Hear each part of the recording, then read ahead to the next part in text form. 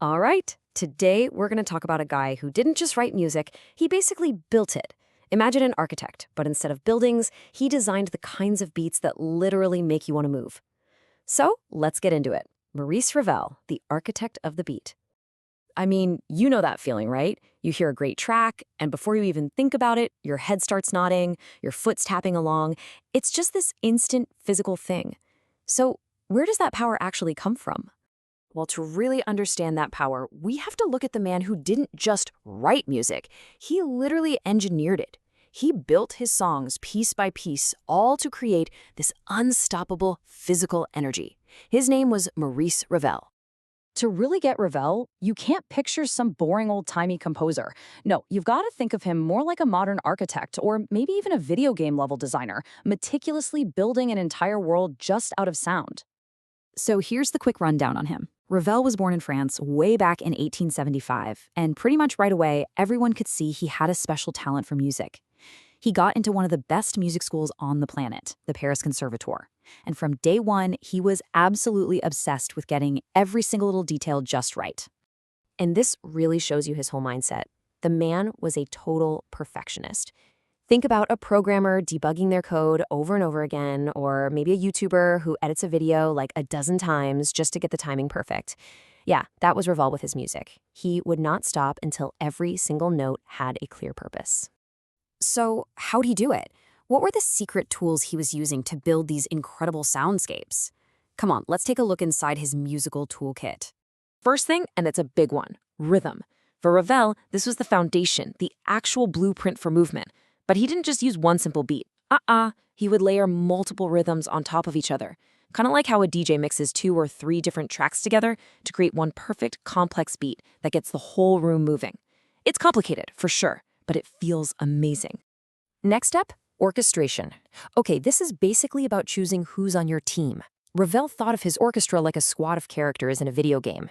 Need a fast, agile move? You send in the flutes. Need a huge, powerful attack? Well, that sounds like a job for the heavy brass instruments.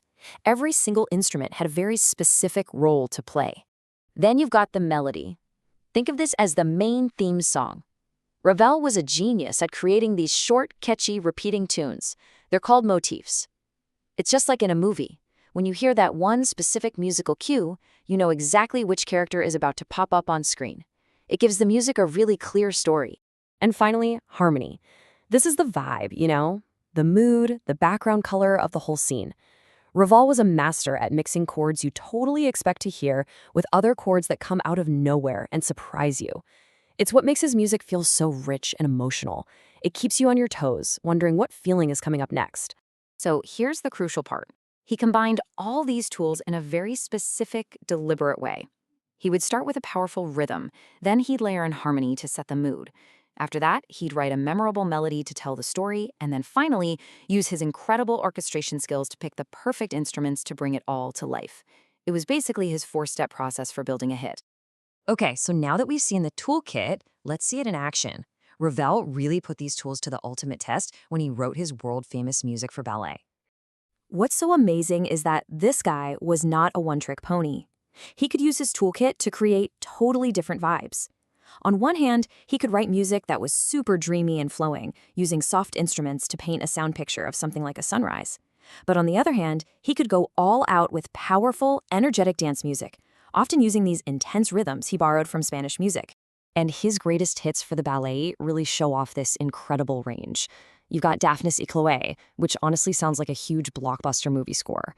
Then you have La Valse, which takes a simple dance and just makes it incredibly dramatic. And then there's Rhapsody Espagnole, which is just pure high-energy Spanish rhythm. So, why are we still talking about a guy who was writing music over a century ago? Why does Ravel's music still hit so hard today? It's because for over 100 years, his ideas have been shaping the music that we all listen to.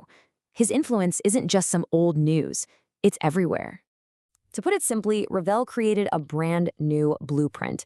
He showed composers how to perfectly combine rhythm, instrumental color, and pure emotion. And his methods were so effective that they just became part of the standard playbook for anyone writing powerful, moving music. And the proof is that artists today, we're talking everyone from ballet dancers to the people who score your favorite movies. They still study his work.